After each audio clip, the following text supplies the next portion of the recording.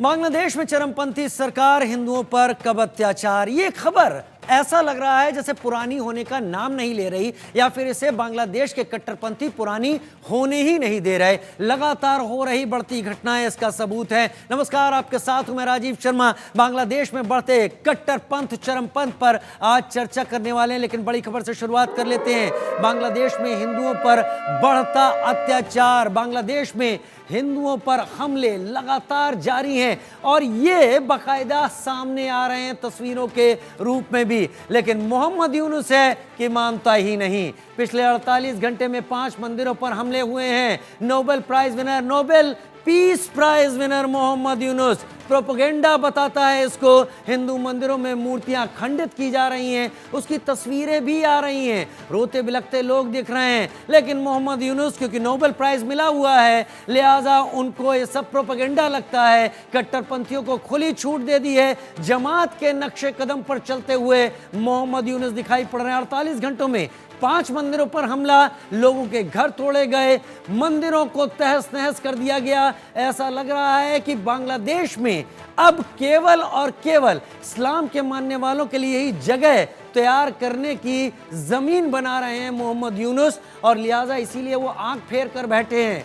एक ऐसी पॉपुलेशन जो 1971 में 22-23% के बीच थी, वो अब 8% आ गई है। इस पर ही बांग्लादेश के लीडरों को शर्म आनी चाहिए थी, लेकिन यहां पर तो और कम किए जाने की तैयारी है। पूरी दुनिया का दबाव है, लेकिन मोहम्मद यूनुस का पीस प्राइज उनके सर पर मुकुट की तरह सजा हुआ है। अपने सारे उन समर्थकों को जो उन्होंने सलाहकार बना लिए हैं, जिन्होंने आरक्षण की हिंसा की आड़ में बहुत ज्यादा आतंक को आगे बढ़ाया है, उनके इशारे पर चल रहे हैं मोहम्मद यूनुस इस वक्त। लेकिन बांग्लादेश की अगर हम बात कर रहे हैं तो बांग्लादेश में खतरे में हिंदू क्यों हैं, ये भी हम आपको बता देते हैं। इस साल हिंदुओं पर सबसे ज्यादा हमले हुए हैं, ये भी नोट करने वाली बात है। 2024 8 दिसंबर तक, जी हां 8 दिसंबर तक 2200 हिंसा के मामले सामने आ चुके थे हिंदुओं के खिलाफ।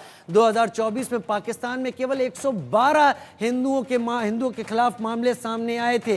हालांकि पाकिस्तान को कम नहीं किया जा सकता, हिंदुओं पर हमले होने का पाकिस्तान का भी एक अलग इतिहास है, लेकिन बांग्लादेश ने तो रिकॉर्ड तोड़ दिया है और उसका लीडर है ये शख्स मोहम्मद यूनुस। ध्यान दीजिए, इसको नोबेल प्राइज कमेटी ने पीस प्राइज दिया हुआ है। वो पीस कहां है ये शख्स भूल गया लगता है। शेख हसीना की सरकार गिरने के बाद हमले तेज हुए, या यूं कहूं कि मोहम्मद यूनुस ने उनमें आग में घी डालने का काम किया। 2022 में हिंदुओं के खिलाफ 47 घटनाएं हुई थी बांग्लादेश में।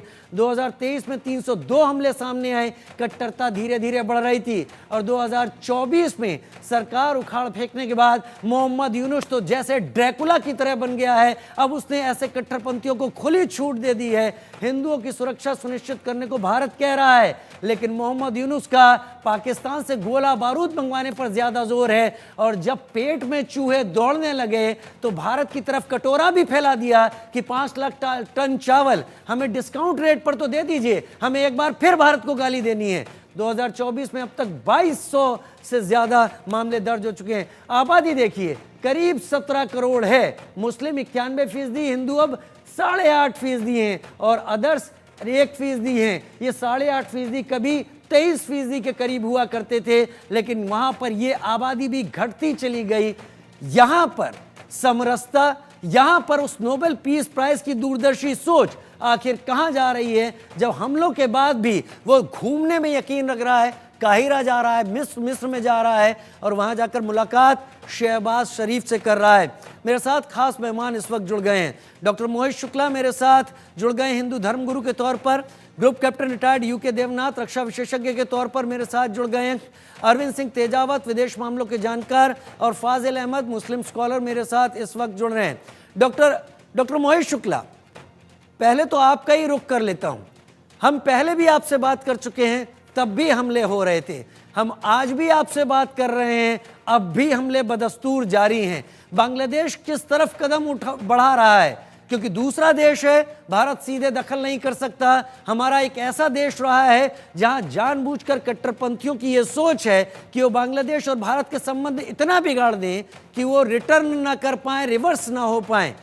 फिलहाल हो रही घटनाओं पर आपका क्या रुख है, कैसे हल?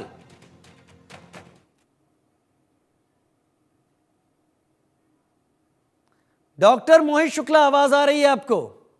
वो सीमित होती है। तो जैसे आपने कहा कि सीमा है, वहां तक हम काम कर सकते। दूसरा देश है आगे बांग्लादेश, मगर जो धर्म की जो सीमा सीमित है, तो मैं धर्माचार्य होने के नाते वहां के हिंदुओं पर हो रहे अत्याचारों पर बहुत अधिक पीड़ित हूँ। मुझे बड़ा कष्ट है, और यदि इसी तरह अत्याचार होता रहा तो अंतिम विकल्प जो है, जो भगत सिंह ने अपनाया, जो राम प्रसाद बिस्मिल ने अपनाया, जो हमारे चंद्रशेखर आजाद ने अपनाया, वही वहां के हिंदुओं को अपनाना पड़ेगा। क्रांतिकारी कदम इसे कहते हैं, और वहां पर एक अलग हिंदू राष्ट्र बनाने की मांग उठानी पड़ेगी। और इसके अलावा अन्य कोई विकल्प नहीं बचता, क्योंकि वहां हिंदू सुरक्षित नहीं है। समूल उसका नाश कर देंगे, या तो धर्मांतरण करो और या फिर बांग्लादेश छोड़ दो।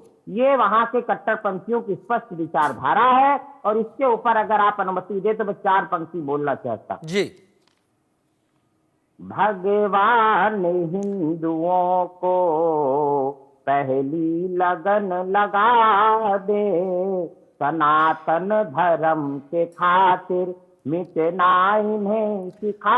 डॉक्टर मोहित शुक्ला, डॉक्टर मोहित शुक्ला, हम हिंदुओं का सबसे बड़ा देश है, 80% के करीब हिंदू पॉपुलर जनसंख्या यहाँ भारत में है।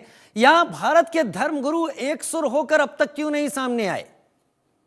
देखिए, जो भारत में समस्त हिंदू धर्मगुरु, और कल तो मैंने एक इस्लामिक स्कॉलर की भी बात सुनी, उसके पहले भी कल इस्लामिक धर्मगुरु बोल चुके हैं। उन्होंने भी कहा कि देखिए, हम सब एकजुट हैं, हिंदुओं पर अत्याचार वहां पर रुकना चाहिए, और सभी लोग इस पर सहमत है। इस पर कोई ये नहीं कह रहा है कि हिंदुओं पर वहां अत्याचार होना चाहिए, और सब लोग एक मत होकर ये बात बोल रहे हैं। मगर जो वहां के कट्टरपंथी हैं, देखिए कट्टरपंथी जो होते हैं ना मुस्लिम, वो जो है उदारवादी मुसलमानों को भी मारते हैं और हिंदुओं को भी मारते हैं। जो व्यक्ति उनकी बात की खिलाफत करता है, या उनको ये लगता है कि यहाँ पर हमारे जिहाद का जो है मार्ग अवरुद्ध हो रहा, वहां वो करते। वहां पहले उन्होंने जो उदारवादी मुसलमान थे उनको अत्याचार किया, और जो वहां की सरकार थी उसको उखाड़ के फेंक दिया। उसके बाद ये साजिश थी मोहम्मद यूनुस को वहां पर, क्योंकि ये शांति पुरस्कार मिला था, तो विश्व को दिखाने के लिए कि देखिए ये बड़ा शांति पुरस्कार वाले व्यक्ति को हमने प्रधानमंत्री बनाया, बड़ा शांति। ये दिखाने के दांत कुछ और है